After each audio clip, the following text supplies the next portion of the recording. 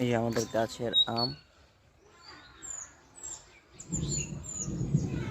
এই যে আপনাদেরকে যে বলি যে ফার্মিংয়ে ঢুকেন, এই যে নিজের গাছের আম, ঠিক আছে। আর এই যে দেখেন বোম্বাই মরিচ, কত বড় বড়, প্রায় দেখেন অলমোস্ট 2 ইঞ্চির মতো। আর এগুলো এত ঝাল। এই যে লেবু দেখছেন, একবার সবুজ শ্যামল, দেখেন। হ্যাঁ, এখানে হচ্ছে কমলা,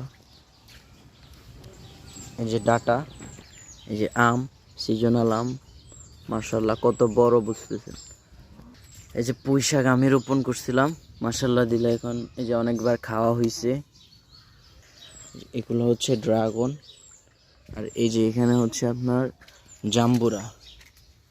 জাম্বুরা নাকি এটা কি? জাম্বুরে, মাশাল্লাহ এগুলো আরো বড় হবে। দেখেন জ্বরে একটা গাছ পড়ে গেছিল, এটা সবেদা। এই যে ডাটা আমি আপনাদের কীভাবে দেখালে বুঝবেন না, যে ডাটাটা কি মোটা, মাশাল্লাহ এক একটা আমের সাইজ। এগুলো এখনো ছোট চিকন। আর এখানে যে পোকার একটা ট্র্যাপ। এ হচ্ছে আমাদের ছাদ বাগান। যে এখানে বস্তায় হচ্ছে সব আলু রোপণ করা আছে। এখানে হচ্ছে কাঁচা শাকসবজির অবশিষ্ট যে অংশগুলো এখানে সার হয়। আর এগুলো হচ্ছে আনারস গাছ, আনারস একবার ধরছিল, খেয়ে ফেলছি।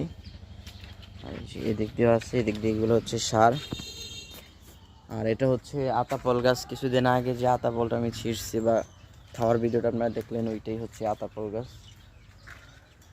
এই যে এদিক দিয়ে বেগুন, আর এই যে বোম্বাই মরিচ, এগুলার ঝাল, মানে এগুলো হচ্ছে বাংলাদেশের সবচেয়ে ঝাল যে জাতের মরিচগুলো, ওইগুলো থেকে বীজ দিয়ে আমাদের এই যে ছাদে ফুল এরিয়াতে এরকম মরিচ হয়ে গেছে।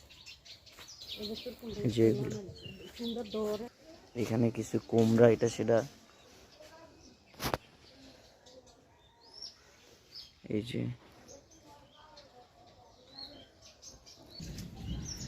এইখানে হচ্ছে কুমড়ার সবগুলো বিচি রোপণ করছে, যে একটু একটু হয়েছে। আর কয়েকদিনের ভিতরে সবগুলা পরিপূর্ণ হয়ে যাবে।